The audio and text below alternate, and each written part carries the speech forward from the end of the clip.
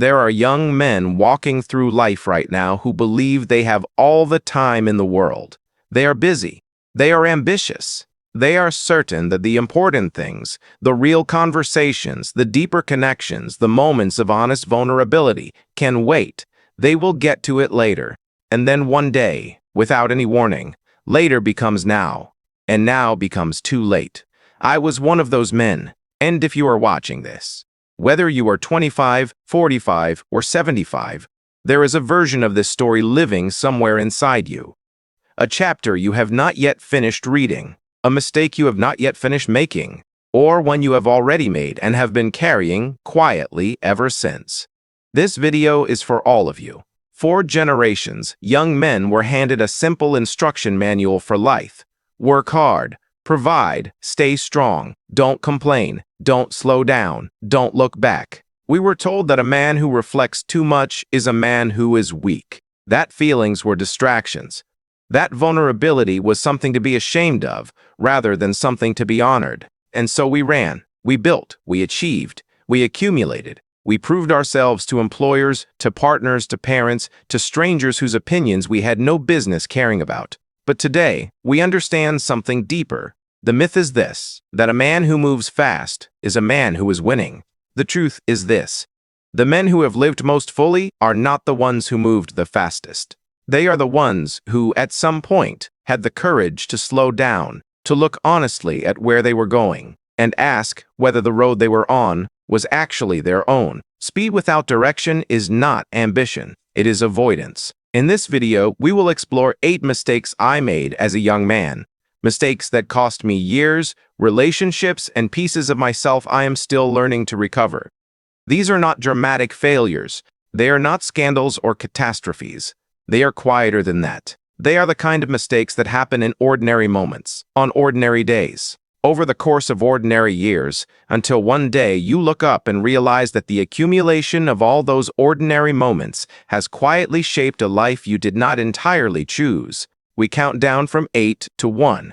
I ask you to stay until number 1, because number 1 is the mistake I made longest, the one that cost me the most, and the one that even now I find the hardest to say out loud. If you are young, hear this as a warning given with love. If you are older, hear this as the permission you may have been waiting for. Permission to finally put down what you have been carrying. Let us begin.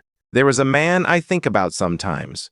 He is in his early 30s, sitting at a work dinner he did not want to attend, wearing a suit that cost more than he could comfortably afford, laughing at jokes he did not find funny, nodding along to opinions he privately disagreed with. He is performing, and he knows he is performing, and the performance is exhausting him. But he does not stop, because somewhere along the way he decided that the approval of these particular people he does not admire, people he would not choose as friends, was somehow necessary for his survival. That man was me.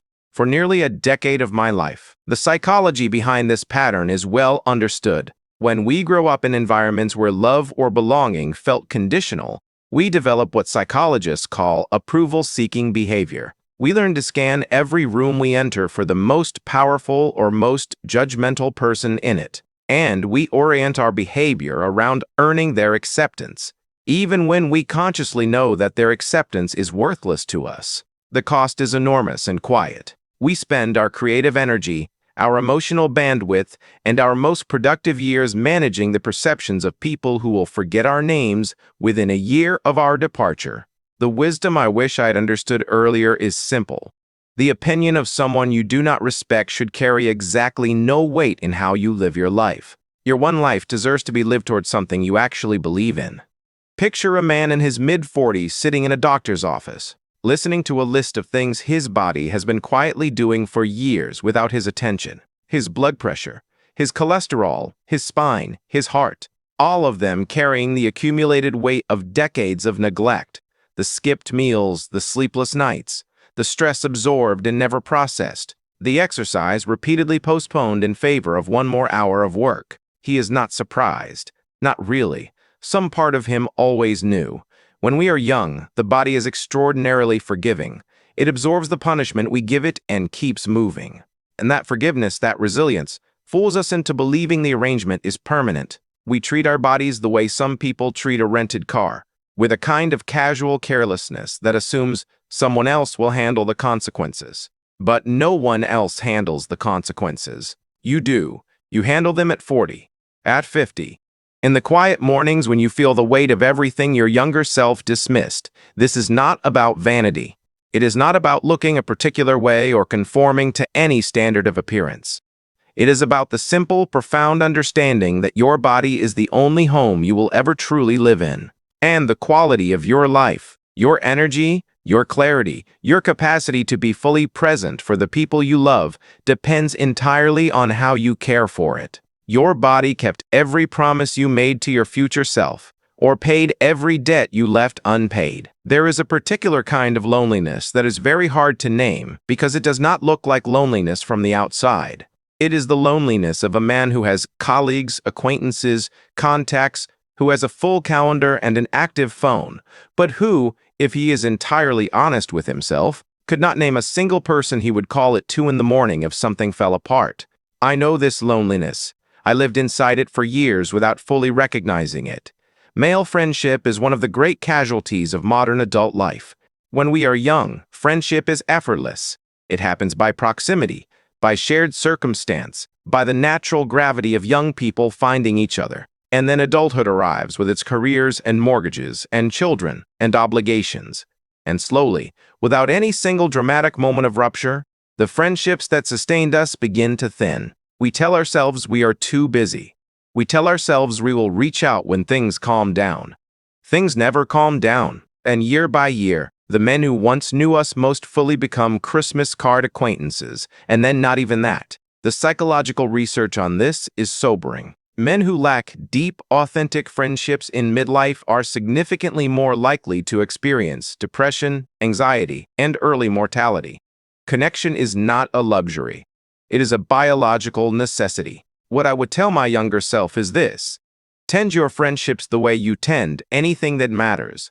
Actively, intentionally, before you need them. A man without close friends is not a man who is strong. He is a man who has been quietly starving without knowing it. A man comes home from work at 8 o'clock on a Tuesday evening. His children are already in bed. His partner sits quietly on the sofa. The particular kind of quiet that has accumulated over years of evenings just like this one. He sits down, opens his phone, answers 2 more emails. He tells himself that this season of sacrifice is temporary, that when the project is finished, when the promotion comes through, when the business reaches the next milestone, he will be present. He will show up. He will finally be there. He has been telling himself this for 11 years. The psychological term for what happens inside this pattern is called hedonic adaptation combined with achievement orientation. We set a goal that promises to deliver happiness or freedom. We work toward it. We achieve it. And within months, the satisfaction fades, and we have already moved the goalpost further away, promising ourselves that the next achievement will finally be the one that allows us to rest. It never is. The life you are living right now, not the life you are planning for, not the life you are building toward, but the actual Tuesday evening you are living in right now. This is the only life you are certain you have. The people in it are here right now. The children who are small right now.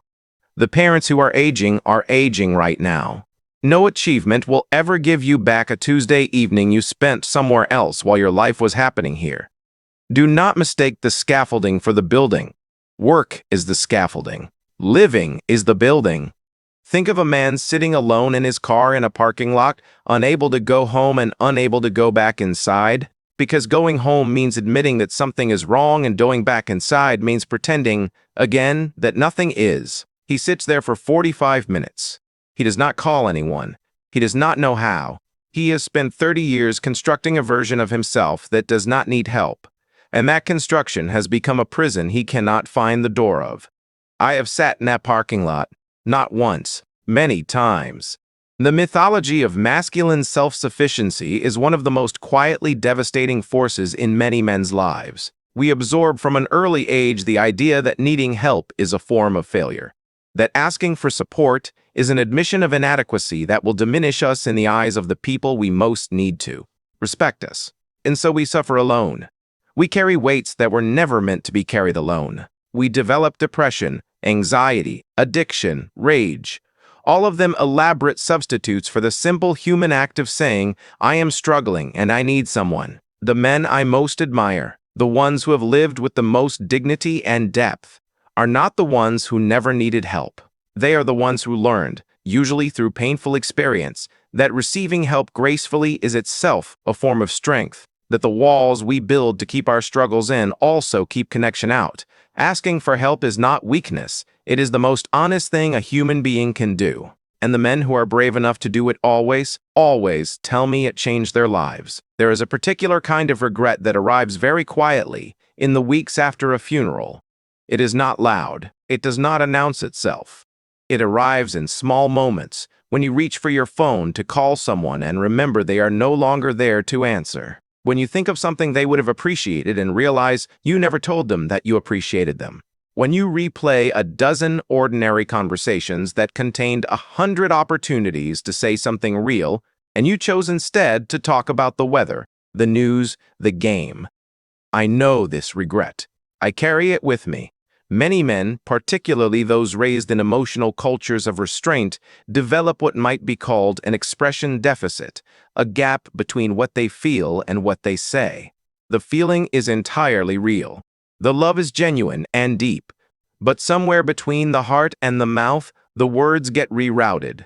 They become a nod, a practical act of service, a joke, anything but the direct, vulnerable statement, I love you, I am proud of you. You matter to me more than I have ever managed to say. And the tragedy is not that the love was not there.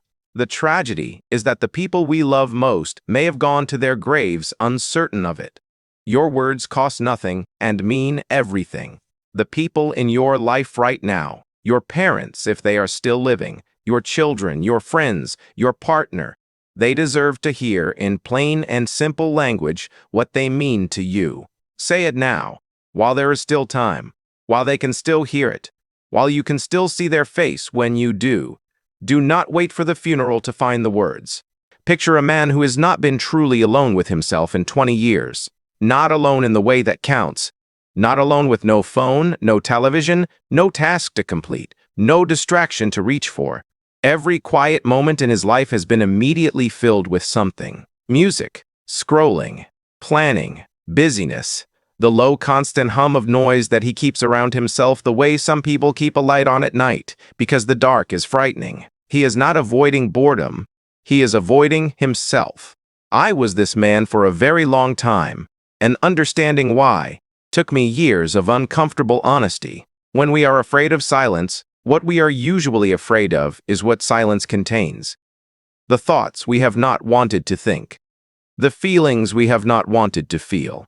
The questions we have not wanted to ask ourselves about whether the life we are living is actually the life we meant to live. Silence makes all of these things audible. And so we fill the silence. With work, with noise, with the endless consumption of other people's voices and stories and lives, anything to avoid the particular discomfort of sitting with our own. But silence is not the enemy. Silence is where you actually live. It is where your values are, where your real feelings are, where the version of yourself that exists beneath all the performance and productivity and noise has been quietly waiting for you for years. The man who learns to sit in silence, not because he is forced to, but because he has chosen to, is a man who begins, finally, to know himself. And the man who knows himself is very difficult to lose. We've reached the most painful truth, the one most men carry in silence. I spent the first 40 years of my life believing, with a certainty so deep it felt like bone, that the emotions I felt were things to be managed, suppressed, and hidden, not expressed, not shared, not honored as the most human part of me. I learned this early. I learned it from the men around me who showed me, by example, that boys do not cry, that men do not need, that grief is to be swallowed, fear is to be denied, and love, genuine, tender, unguarded love, is to be expressed only in the most careful, controlled, deniable ways. And so I built walls, efficient, invisible, architectural walls. And behind those walls, I lived a life that was productive and purposeful and, in all the ways that could be measured from the outside, successful. And lonely. Profoundly, quietly, persistently lonely. Not because I was alone, I had people around me, but because none of those people, not even the ones I loved most, ever had access to the real me. Because I had decided, long before I was old enough to understand the decision I was making, that the real me was too much. Too soft, too vulnerable, not acceptable. The psychological cost of this, of what researchers now call emotional suppression, is staggering. Higher rates of depression, of anxiety, of cardiovascular disease, of broken relationships, of early death. The body keeps the score, as the saying goes. What the mind refuses to process, the body eventually pays for.